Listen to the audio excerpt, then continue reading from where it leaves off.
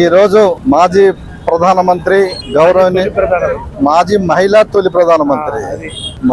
ప్రధానమంత్రి ఉక్కు మనిషిగా స్వర్గీయ కీర్తి చేసిరాలు ఇందిరాగాంధీ గారి 107వ జయంతి సందర్భంగా చేసుకోవటం ఒక రకమైనటువంటి ఆనందంలో ఈ భారతదేశ ప్రపంచ చరిత్ర పుటలలోనే ఒక దేశాన్ని సృష్టించినటువంటి మహిళ. ఈ భారతదేశ ప్రజానికానికి 1947లో స్వతంత్రం వచ్చిన తర్వాత తొలి ప్రధాని అయినటువంటి జవహర్లాల్ ప్రవేశపెట్టినటువంటి సంస్కరణలను, పంచవర్ష ప్రణాళికలను దాన్ని అమలు చేయడానికి రాజభరణాలు రద్దు చేసి, రాచరికాన్ని రద్దు చేసి, హరిజన గిరిజనులకు రిజర్వేషన్లు కల్పించి వాళ్ళకి హక్కులను కాపాడినటువంటి మొట్టమొదటి మహిళ.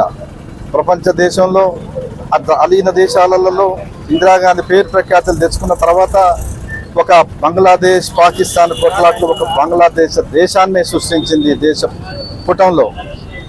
దేశ పుటంలో సృష్టించినటువంటి గొప్ప మహానాయకురాలు.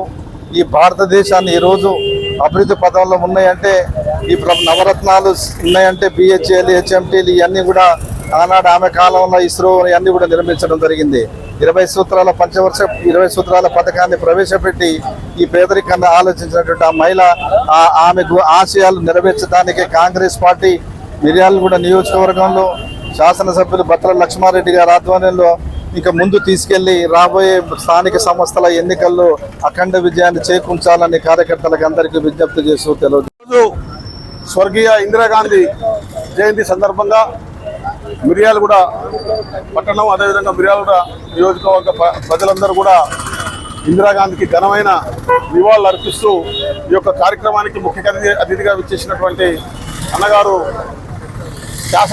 మిర్యాలగూడ శాసనసభ్యులు బత్తుల లక్ష్మారెడ్డి అన్నగారికి, అదేవిధంగా కాంగ్రెస్ సీనియర్ నాయకులు మైవేలి గారికి, కాంగ్రెస్ నాయకులకి, కార్యకర్తలందరికీ కూడా పేరు పేరున హృదయపూర్వక ధన్యవాదాలు తెలియజేస్తూ, ఆ మహానుభావురాలు ఒక ఎస్సీ, ఎస్టీ, మైనార్టీలను గుర్తించి భారతదేశంలో వినూత్నమైన ఎన్నో చట్టాలు చేసినటువంటి ఘనత ఇందిరాగాంధీకే దక్కుతుంది.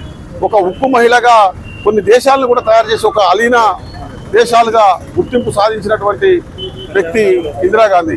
ఆ మహానుభావురాల్ని ఇలా ఒక మహిళ, ఇంత పెద్ద భారతదేశానికి ఒక మహిళా ప్రధానమంత్రి కావడం అనేది మామూలు విషయం కాదు.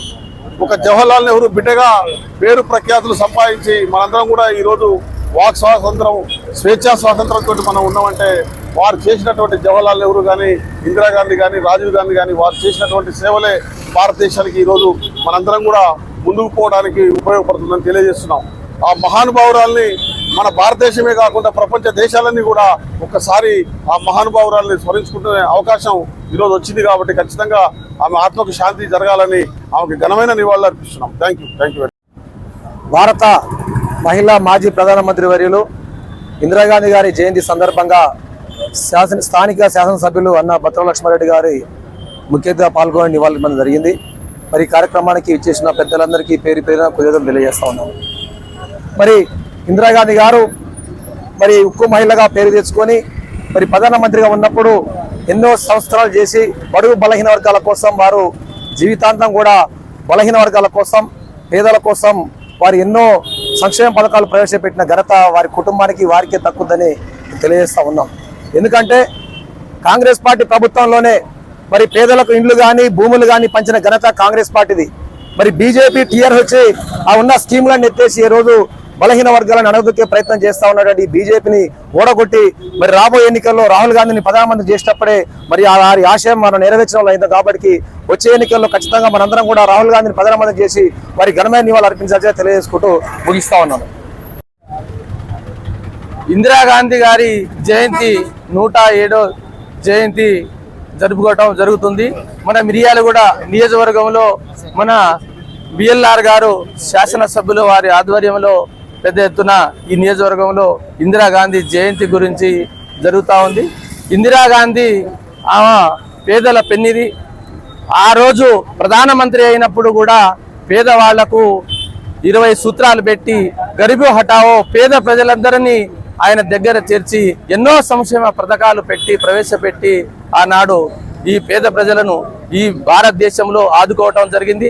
అదేవిధంగా మన రాష్ట్రంలో రేవంత్ రెడ్డి గారు వచ్చిన తర్వాత ఇందిరమ్మ ఇండ్లు అయితే అన్ని పథకాలు పేద ప్రజలకు అందరికీ ఉపయోగపడేటట్టు పథకాలు కూడా ఇందిరమ్మ రాజ్యం అని మన పేద ప్రజలకు ఉపయోగపడే పథకాలు పెట్టి తెలంగాణ రాష్ట్రంలో పేద ప్రజలందరికీ ఇందిరమ్మ రాజ్యంతో బలహీన వర్గాలందరూ కాంగ్రెస్ పార్టీకి ఓటేసి పెద్ద ఎత్తున ఇందిరమ్మ రాజ్యం ఆ రోజు ఏదైతే చెప్పిందో అదే విధంగా బలహీన వర్గాలందరూ కాంగ్రెస్ పార్టీ వైపు ఉంది. అదే విధంగా ఈ రోజు రానున్న రోజుల్లో కూడా కాంగ్రెస్ పార్టీకి బిఎల్ఆర్ గారి ఆధ్వర్యంలో ఈ నియోజకవర్గంలో అందరూ ప్రతిష్టంగా ఉండి కాంగ్రెస్ పార్టీని స్థానిక సంస్థల్లో గెలిపించాలని కోరి అవకాశం ఇచ్చిన మీ అందరికీ మాజీ ప్రధాని శ్రీమతి ఇందిరాగాంధీ 27వ నియోజకవర్గ వ్యాప్తంగా మన ఎమ్మెల్యే బిఎల్ఆర్ గారి ఆధ్వర్యంలో జరుగుతుంది. తను భారతదేశంలో ఉక్కు మహిళగా ప్రపంచవ్యాప్తంగా ఆమె పేరు గడించి అదేవిధంగా గరీబీ హఠావో నినాదంతో భారతదేశంలో పేదలు ఉండకూడదు, ప్రతి ఒక్కరు కూడా సంపదతో తొలతూగాలనే ఆలోచనతో అదేవిధంగా గిరిజన హరిజన మైనార్టీ వర్గాలందరూ కూడా ప్రతి ఒక్కరు కూడా మంచిగా ఉండాలని చేస్తూ ఆమె చేసిన పథకాలు ఇవాళ భారతదేశంలో ఈరోజు గుర్తింపు పొంది ఆమె చేసిన కార్యక్రమాలు ఇంకా ముందు కొనసాగిస్తానికి మేమందరం కూడా కాంగ్రెస్ పార్టీ కార్యకర్తలుగా చేస్తామని మేము సందర్భంగా తెలియజేస్తూ ముగిస్తున్నాను. నాటి స్వతంత్ర సంగ్రామ పోరాటంలో విద్యాలయాలు సైతం స్వస్తి పలికి స్వతంత్ర సంగ్రామ పోరాటంలో పాల్గొన్నటువంటి వీర వనిత వీర నారీమణి శ్రీమతి ఇందిరాగాంధీ అనటంలో అతిశయోక్తి లేదని ఈ సందర్భంగా తెలియజేసుకుంటున్నాను. అటువంటి వీర నారి వీర వనిత ప్రపంచవ్యాప్తంగా జయంతి ఉత్సవాలు జరుపుకుంటున్నారు. దాంట్లో భాగంగానే సామాజిక న్యాయం అనే పదానికి అర్థం చెప్పే శాసనసభ్యుడు భారతదేశంలో ఉన్నాడు అని అంటే అది ఒక్క మిర్యాలగూడ నియోజకవర్గ సభ్యుడు మాత్రమేనని తెలియజేసుకుంటూ ఆ శాసనసభ్యుని లక్ష్మారెడ్డి గారి ఆధ్వర్యంలో ఈ ఉత్సవాలు జరుపుకుంటున్నందుకు సంతోషపడాలి. తదనంతరం భారతదేశంలో అనేక రకాల సంక్షేమ కార్యక్రమాలు ఏర్పాటు చేసి రాజభరణాలను రద్దు చేసినటువంటి వీర వనిత శ్రీమతి ఇందిరాగాంధీ జయంతి ఉత్సవాలలో పాల్గొనేందుకు అవకాశం కల్పించిన మీ అందరికీ నా యొక్క హృదయపూర్వక నమస్కారాలు తెలియజేసుకుంటూ ముగిస్తుంది.